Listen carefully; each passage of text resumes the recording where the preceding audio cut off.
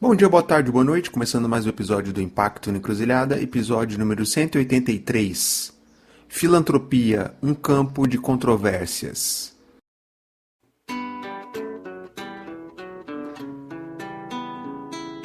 Quanto tempo tem a sua insônia?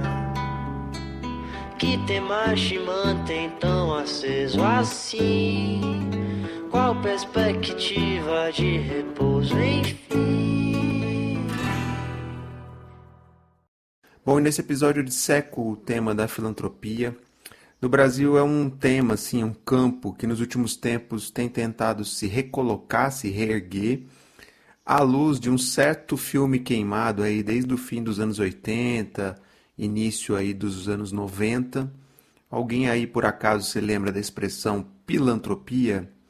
Da qual obviamente nem eu nem você gostamos nem concordamos, óbvio.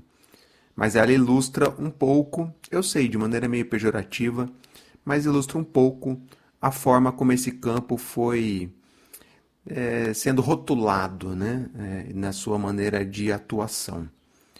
Bom, nem preciso dizer, mas eu digo o quanto que eu acho o campo da filantropia extremamente potente, tem iniciativas super bacanas, inovadoras e transformadoras, algumas das quais inclusive já passaram por aqui em episódios anteriores. E também como o campo tem iniciativas para lá de questionáveis, para não dizer outra coisa aqui, né?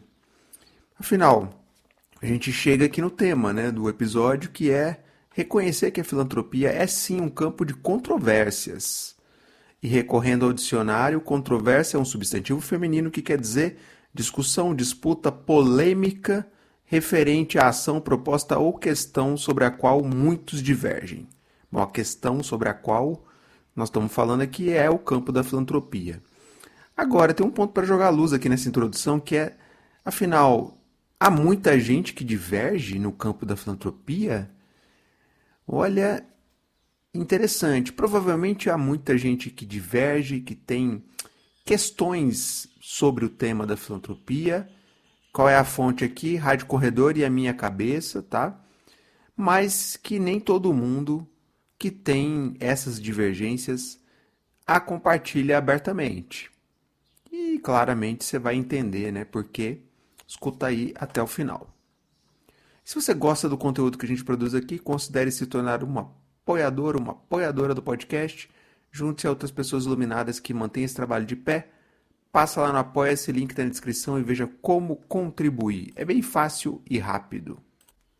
E, obviamente, eu faço questão de nominar as pessoas apoiadoras aqui, a Silvia Dascal, a Camila Sabella, ao Leonardo Letelier, a Daiane França Saldanha, ao Eduardo Setlin, ao Fabrício Nascimento Cruz, a Dani Saraiva, ao Renato Orozco, a Andréa Gomides, ao Rômulo Vieira, a Josiane Cabral, a Cíntia Ramires, ao Alex Alves, ao Rogério Quelian, a Ludmila Fregonese, ao André Lima, a Maíra Mesomo e ao João Vitor Caires. Você também quer entrar nessa lista aí, é só chegar lá no Apoia-se e colar nesse... fazer parte aí do grupo de apoiadores, tá bom? Bom, então é isso. A filantropia é um campo de controvérsias e vamos adentrar um pouco mais no episódio para entender por quê, quais são essas controvérsias. Bom, então é isso. Sem mais delongas, partiu pro papo. Na sua mente o problema ronda. Há em meio à divergência a solução. Se o Brasil não fosse uma colônia, se os homens fossem um pouco mais sãos. Bom, vamos começar pelo óbvio, né? Que precisa ser dito. O óbvio hoje em dia tem que ser dito, tá bom? E pela origem, né? Pela base da conversa aqui, que é a filantropia nasce de pelo menos duas contradições. Primeira, ela decorre do acúmulo de riqueza, propiciada, alavancada, acelerada pela desigualdade do nosso sistema capitalista.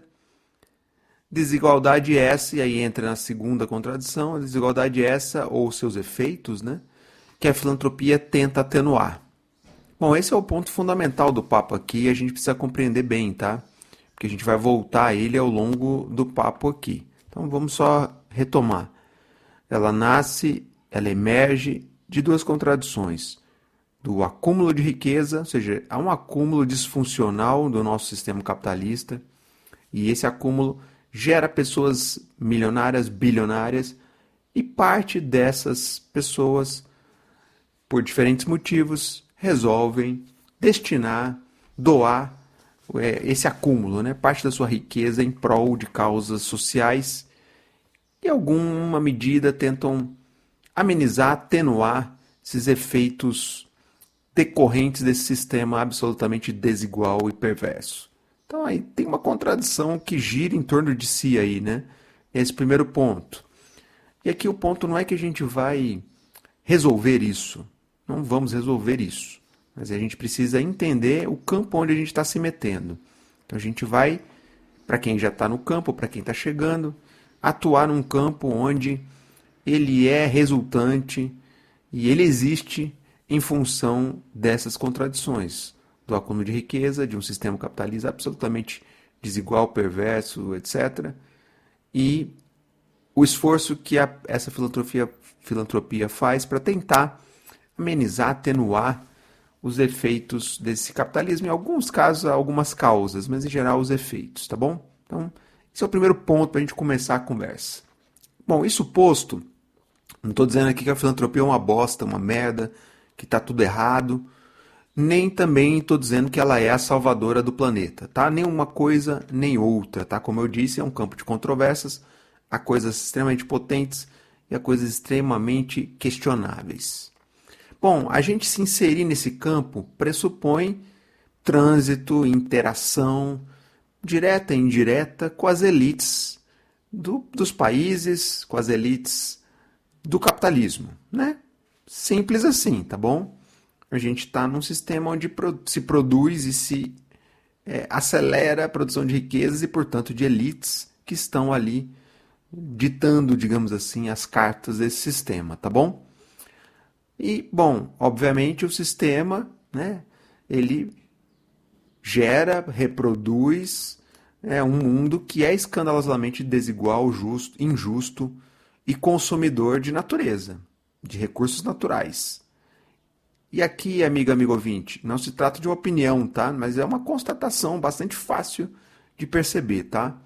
Há aí uma coleção de estudos, números, dados, etc., mostrando isso que eu estou dizendo em termos de perda de biodiversidade, de questão da pegada ecológica, né? Quantidade de carbono na atmosfera, aumento de desigualdade, etc. E sim, há sim indicadores que melhoraram, tá? Ao longo aí de décadas, séculos. Mas o cenário de degradação em termos globais é bastante preocupante, que nos leva a uma conclusão um pouco óbvia de que o sistema capitalista está acelerando a produção de problemas socioambientais, climáticos, de desigualdades e etc. Bom, é justamente aí que a filantropia entra, não é? Porque ela procura ocupar esses espaços de ação frente a essa coleção de problemas socioambientais, civilizatórios, climáticos, chame como você quiser, tá? Ocasionados, gerados, acelerados por esse sistema capitalista e por essas elites que se alimentam desse sistema. Estou trazendo na generalidade aqui as elites, tá? Sem entrar em mérito, tem diferenças aí, tem abordagens interessantes aí dentro, tá bom? Mas voltando nesse ponto, né? Porque senão eu quero evitar as análises genéricas de todo ser humano é bom ou mal, toda elite é culpada ou não, enfim, não vou entrar aí, mas há grupos sociais diferentes, há diferentes seres humanos e há diferentes elites, há diferentes países e há diferentes grupos, há diferentes iniciativas inseridas aí nesse sistema capitalista, tá bom? Pensa me mata de antecipação, projetar contextos hipotéticos, se achar patético, franzir as sobrancelhas, contar ovelhas pra não desabar as telhas que caem sobre minha cabeça, me impedindo de dormir. Bom, Acho que aqui vale fazer um parênteses que há um debate colocado, você já deve ter lido coisas sobre a tal era do antropoceno, que traz uma visão mais genérica sobre o ser humano, né? Em geral até usa o termo o homem, que é bastante, né, equivocado, mas coloca o ser humano de uma maneira genérica, é o destruidor da natureza, é o responsável pela mudança climática e etc. E essa ideia do antropoceno, a crítica que se recai a ela é que ela homogeneiza, né? Coloca todo ser humano no mesmo compartimento. E aí vem uma outra tese chamada de capitaloceno, que traz o capitalismo, né? O capital, como ele produz dentro dessa ideia de antropoceno uma diferença, uma clivagem muito óbvia de que não é todo ser humano, não é um balaio só, né? Tem uma diferença muito evidente entre os diferentes seres humanos e diferentes grupos sociais, diferentes agentes econômicos, diferentes agentes políticos que estão, obviamente, lidando, estão se beneficiando desse sistema capitalista, tornando ainda o mundo mais desigual. Então, só para abrir esse parênteses, já fechando nessa ideia do antropoceno versus a ideia do capitaloceno, está aí colocado, tá? Nesse debate importante, porque ele dialoga bastante com essa ideia de que não são as mesmas, não é tudo igual às elites, mas obviamente a gente está trazendo uma visão mais geral aqui das elites, do mundo, do planeta, do capital, etc. Bom, voltando à filantropia então, quando ela procura se inserir nesse cenário buscando escolher alguns desses problemas socioambientais, civilizatórios, climáticos, lembrando, né, para abraçar, para tentar atenuá-los, há uma clara áurea, uma evidente áurea de boa vontade que aí se apresenta. E essa boa vontade, esse good vibes, essa onda solidária, enfim, tem profundas relações, conscientes ou não, tá, com questões religiosas, sobretudo cristãs. Acho que isso é importante ser dito, tá? Você já deve ter escutado com certa frequência aí na Fantástica Fábrica do Impacto esse papo de retornar à sociedade, devolver algo de positivo a ela e etc. Esse papo tem esse link cristão, religioso, espiritualista, vamos colocar assim, tá bom? Pois bem, esse algo de bom para retornar à sociedade pode sim ser algo realmente bom, tá? Pensando aqui na sua capacidade genuína de atacar causas estruturantes desses problemas socioambientais aí que o sistema capitalista e suas elites produzem, tá bom? Mas esse algo de bom pode ser algo que, na realidade, ele acentua ainda mais esses problemas, sejam as causas, sejam os efeitos desses problemas. Ou seja, de bom ele só tem o nome, né? Porque na real ele está piorando, né, a situação do planeta, de certos grupos sociais, da questão ambiental e etc. Bom, em outras palavras, o que eu quero dizer é que não basta dizer que é bom, que tem boa vontade, tá? É preciso ver de que forma essa boa vontade se traduz em ações concretas, que por sua vez deveriam enfrentar as causas e ou os efeitos desses problemas socioambientais que estão à nossa volta e dando de goleada na gente. É sobre isso, tá bom? É sobre isso. Pois bem, é sobre isso. Bom, nosso tema aqui são as muitas contradições do campo da filantropia. É longe de mim esgotar, não esgota esse debate, tá? Mas eu vou trazer mais uma, né? Que passa, né, pela intenção de fazer o bem, olha aí a boa vontade aí de novo, tá? Que é impulsionado e estimulado por incentivos fiscais. Bom, aqui já faço uma observação necessária. Eu não vou entrar nesse debate técnico, tá? A complexidade técnica do incentivo fiscal, tá bom? Então, se você quiser, busca aí outros conteúdos sobre isso. Mas eu vou trazer a contradição que há aí. Qual é? Afinal, se há riqueza sendo gerada por elites no sistema capitalista, e se parte dessas elites decidem doar essa riqueza, doar em parte, no todo, em vida ou pós-vida, não importa. Por que ela não faz isso, apesar dos incentivos fiscais existentes? Pois é, os incentivos fiscais, aqui eles entram na linha daquele ditado juntou a fome com a vontade de comer, sabe? Eu entendo, né? Mesmo, ok, você tem uma intenção de doar, mas o incentivo fiscal dá aquele empurrãozinho, né? Para você fazer a coisa como manda o figurino, ou seja, o incentivo fiscal é um benefício para aquele que tem muita grana e quer dispor parte ou todo dessa grana para a sociedade. Bom, beleza, né? Então, incentivo fiscal não deveria ser a muleta, né, sobre a qual isso tende a tornar mais elites doadoras ou destinadoras de suas riquezas. Mas, enfim, a gente sabe como a coisa funciona, não é mesmo?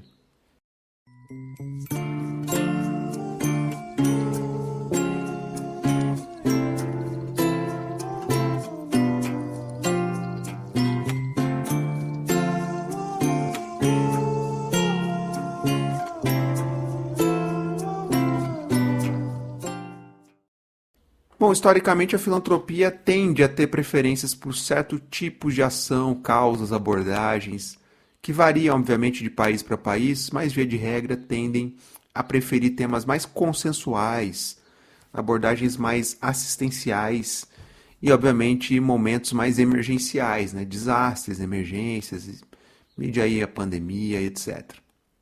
Ao invés de focarem em aspectos mais estruturantes e críticos da sociedade. Então, para dar exemplo do que eu estou dizendo aqui, mais fácil é encontrar iniciativas filantrópicas de apoio à educação, combate à fome e tal, do que apoio a fortalecimento de grupos democráticos, ou de fortalecimento da democracia, ou de combate a fake news, ou de luta por direitos, sobretudo certos tipos de direitos, não é mesmo? Por que você acha que isso ocorre no setor da filantropia? Já parou para pensar nisso? Será que é só porque essas causas, educação, por exemplo, ou assistência social, são causas mais históricas, mais antigas? Pois é, pense nisso, porque não é apenas uma questão de linha do tempo, né? Tem outras opções e preferências colocadas aí.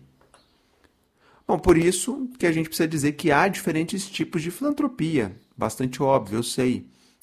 Vamos dizer assim, algumas mais, entre aspas, à esquerda, outras, digamos, mais, entre aspas, liberais, algumas menos disruptivas e mais by the book em aspectos de compliance, outras mais radicais e que topam ter menos controle, né, sobre as iniciativas que apoiam, enfim. Só para dizer aqui que há sim muitas filantropias e não apenas uma única corrente. E aqui eu estou fazendo um apanhado mais geral, tá? Mas só para deixar essa observação importante. No fim do dia, os filantropos fazem pouca questão de questionar e atacar as estruturas de poder nas quais suas riquezas foram ou seguem sendo geradas. Não precisa ser nenhum gênio, né, para entender por quê, não é mesmo? E esse é uma outra controvérsia, porque é um debate que se evita fazer para não constranger, né, as elites que seguem doando para o setor.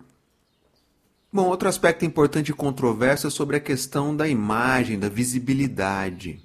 Afinal, há certo entendimento no setor de que o filantropo não deve aparecer, de um lado, esse é um entendimento, e que deve aparecer são as ações que ele financia, seus impactos, tá? E isso tem um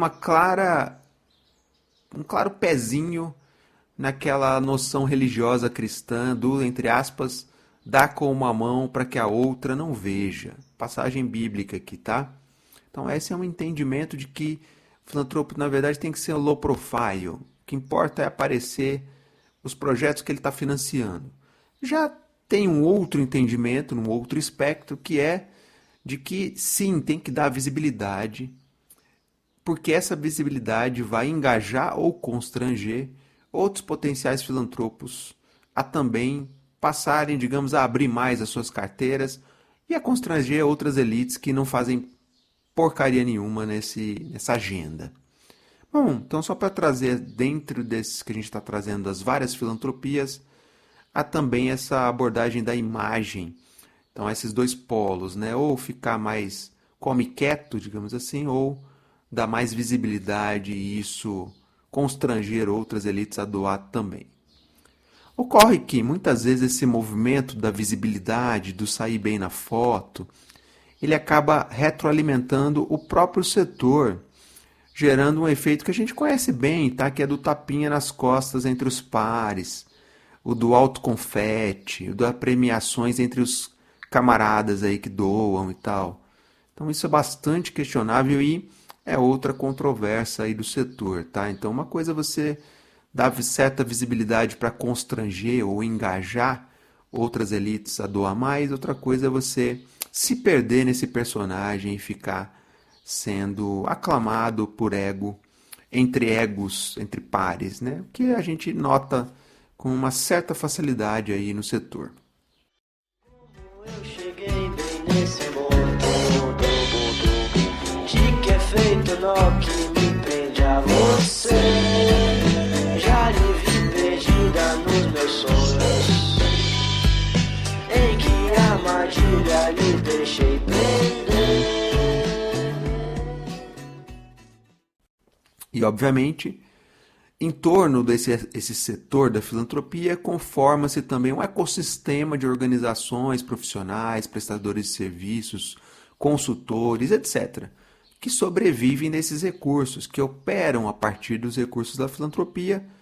E veja que aí nesse ecossistema há de tudo, tá? Não necessariamente todo mundo que está aí, que aí atua, está alinhado nesse debate e compartilha a mesma visão do tal fazer o bem, sobre a qual falamos aqui. Para alguns desses players, vamos chamar assim, fazer o bem é simplesmente manter sua organização com recursos para seguir operando nesse ecossistema, independente da música que tiver que dançar, tá bom? Faz qualquer negócio, tá? Já para outros, obviamente há dilemas diários de como seguir coerente com a sua noção de fazer o bem e, obviamente, se manter viável nesse aquário que pesca por esses mesmos recursos da filantropia. Bom, em outras palavras que eu quero dizer, e eu já disse isso aqui outras vezes em outros episódios, bastante óbvio e necessário. Nem todo mundo que atua nesse campo da filantropia compartilha das mesmas visões dos problemas socioambientais, das suas causas, muito menos de quais abordagens seriam as mais potentes para se enfrentar esses problemas e ou as suas causas, tá bom? Então nem todo mundo que está nesse barco compartilha da mesma direção para onde o barco deveria ir, tá bom? Inclusive tem gente que rema na direção contrária, tá? E essa é uma outra controvérsia sobre a qual pouco falamos. A gente tende a acreditar, ainda que a gente saiba que não se sustenta, mas a gente tende a acreditar que está todo mundo remando, está todo mundo no mesmo barco e todo mundo remando na mesma direção, o que não é a realidade. Aliás, há profissionais e organizações e iniciativas que estão aí, nesse barco, digamos, puramente em busca de pagar os seus boletos, tá? Usando aí, surfando essa narrativa do fazer o bem, tá bom? Aí eu te pergunto, amigo ouvinte, é fácil ser e estar, atuar nesse ecossistema?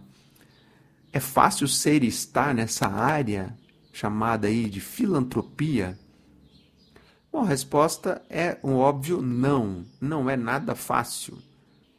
Há múltiplas formas e caminhos de se atuar nessa área?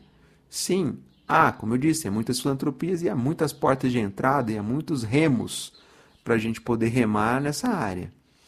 Obviamente, há sim muitas armadilhas, várias delas, tá? E, simplificando muito mesmo o debate aqui, elas, basicamente, as armadilhas passam por você ser cooptado pelo sistema, se distanciar das bases, das comunidades, dos territórios e de se perder um pouco nesse mar de egos inflados. Obviamente estou simplificando bastante aqui, tá bom? Mas aí eu te pergunto e pergunto a mim mesmo, afinal, a filantropia é mesmo necessária? Qual filantropia é mesmo necessária? Qual delas, né, das tantas que existem? Bom, eu vou colocar de uma maneira genérica que sim, ela ou elas são necessárias.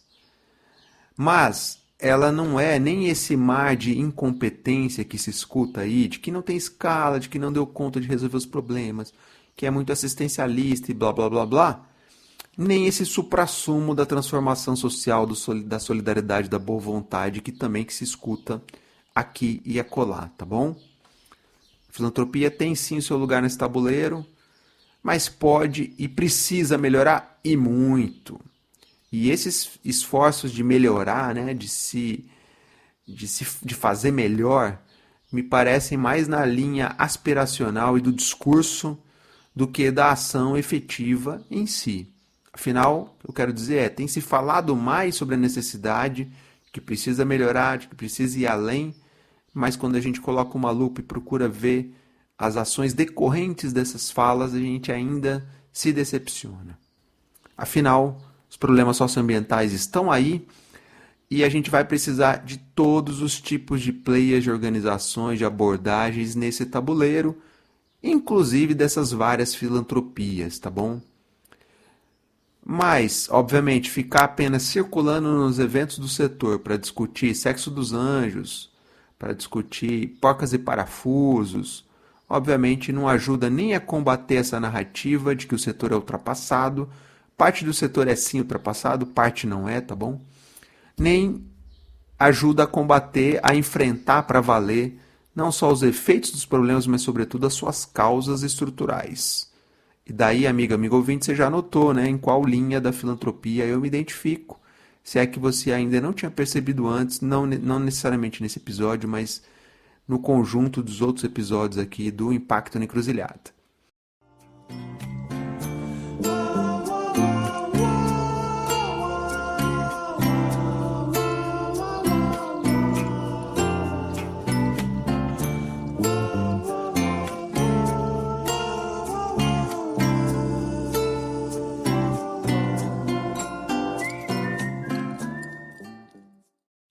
Bom, voltando às várias filantropias, é curioso perceber que é bem comum a gente notar o quanto diferentes atores que orbitam ao redor desse campo vão demarcando outros atributos nesse termo filantropia, né? Vão colando outros termos ali, um pouco para descolar dessa ideia genérica, meio contraditória, meio superada dessa filantropia genérica, né?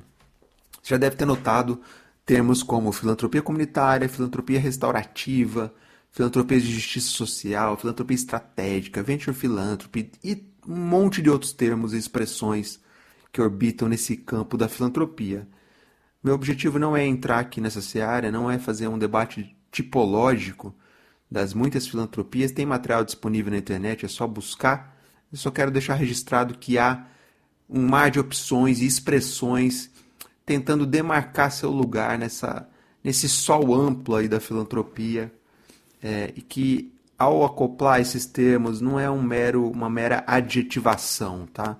Tem uma intencionalidade clara por trás e isso é importante de a gente observar. Bom, mas então como é que o setor pode melhorar? Bom, deixando registrado aqui que há muitas maneiras, tá?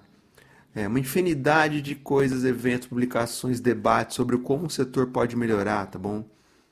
E algumas dessas várias coisas, dessas várias iniciativas, querem sim efetivamente melhorar o setor, e outras nem tanto, e outras só querem dizer que estão falando sobre mudanças, aquela mudança que permanece tudo como está. Você sabe, né, amigo ouvinte? Há de tudo aí. Bom, então anota aí meus 4 centavos de contribuição sobre, na minha visão, como o campo da filantropia pode melhorar, obviamente olhando aqui à luz da realidade brasileira, tá bom? Bom, o primeiro aspecto é sair desse castelo, né? Sair do conforto do ar-condicionado e reconectar mais com a ponta, com os territórios, com as comunidades, né? Vamos chamar assim que a gente precisa desgourmetizar-se como setor.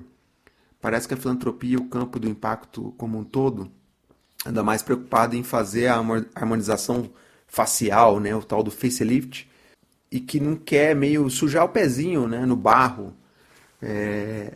Sim, aproximar das comunidades passa por isso, por sair do conforto, por respirar ares não tão puros assim, por sujar o pé do barro, por lidar com realidades sociais, ambientais, com as quais a gente supostamente deveria atenuar ou enfrentar, não é mesmo? Então, isso é fácil? Obviamente que não, né? Eu vejo isso acontecendo no horizonte? Muito pouco. Eu vejo algumas vozes do setor falando sobre isso, sobre a necessidade da gente sair do ar-condicionado e ir lá para a ponta, o que já é um passo importante, ao menos, a gente falar sobre isso. Segundo aspecto aqui de como a filantropia pode melhorar é colaborar mais entre si e com organizações da ponta, para além do discurso ensaiado de colaboração. A gente até viu um pouco isso na pandemia, mas infelizmente isso não se sustentou e eu te pergunto por que não? Bom, o papo aqui é de colaboração para valer e não só aquela para sair bem na foto. E sim, isso dá trabalho. Tira as organizações nossas zonas de conforto e faz a gente abrir mão das agendas próprias. Ou seja, você já pode imaginar, né, amigo ouvinte, o quanto isso é complexo e o quanto isso requer uma puta orquestração. Pensa comigo, uma fundação atua com educação na zona leste de São Paulo. O outro instituto atua com meio ambiente em cidades onde a sua empresa mantenedora tem plantas industriais. E um terceiro instituto atua com esporte, sobretudo via projetos incentivados. Mas os três querem colaborar entre si. Ótimo, vamos celebrar essa hipotética intencionalidade. A questão é, como é que dá liga, como é que materializa uma real colaboração se cada uma dessas três organizações, nesse exemplo hipotético, tem um rolê completamente diferente? Bom, isso é a realidade de quando se tenta no setor construir reais processos de colaboração e, neste caso, se os três não flexibilizarem seus focos de atuação, a colaboração não vai sair de uma boa intenção. De novo, daí eu te pergunto, é fácil? Não, não é fácil. Muito mais que implicância ou tédio. Qual o remédio que resgata madrugadas? Quantas perguntas se respondem alvoradas? E quantas te atribularam sem te deixar responder?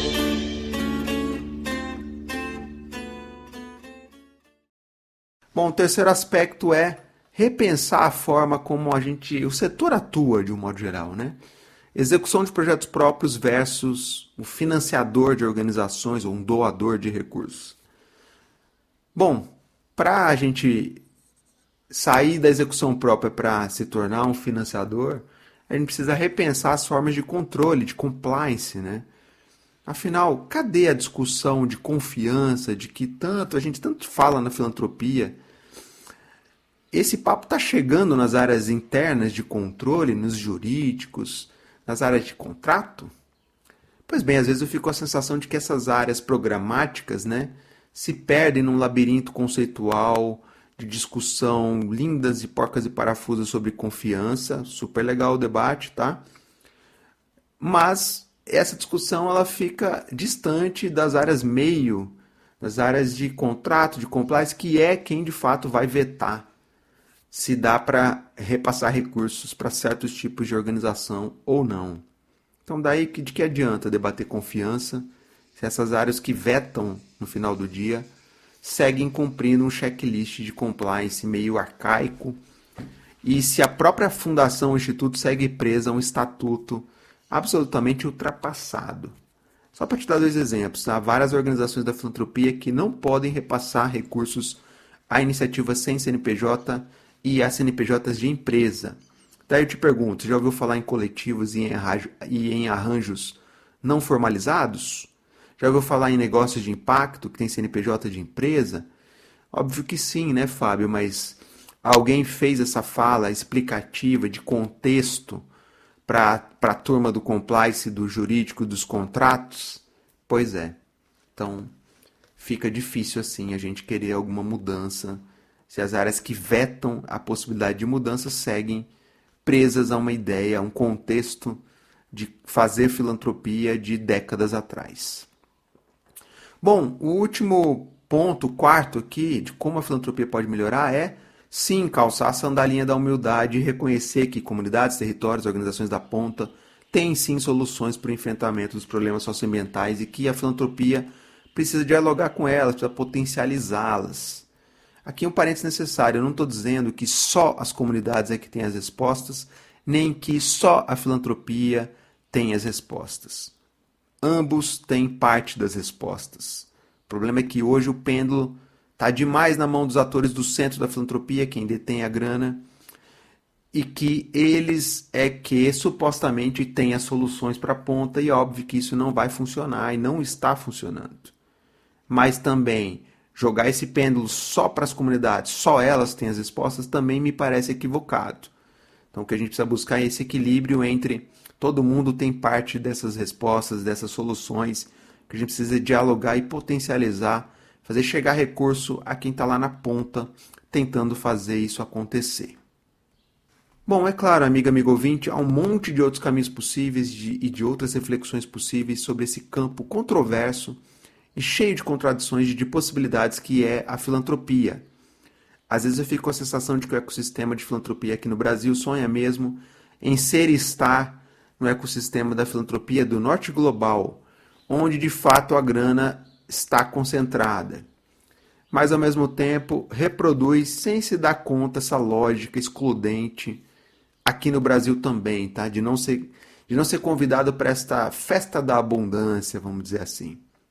Pois é, tá aí mais uma contradição do nosso setor, não é mesmo? E eu vou parar por aqui porque são muitas as contradições, acho que eu toquei naquelas que eu considero as mais relevantes da gente trazer nesse debate aqui.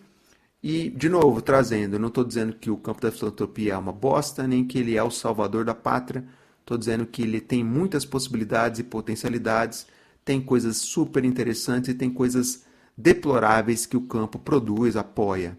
O que a gente precisa é jogar luz nessas contradições e seguir valorizando iniciativas potentes, realmente transformadoras. Elas, e tem muitas espalhadas pelo Brasil, e elas seguem precisando demais do diálogo e da parceria com o campo da filantropia. Bom, então é isso. Espero que vocês tenham gostado. Se cuidem, um abraço e até a próxima.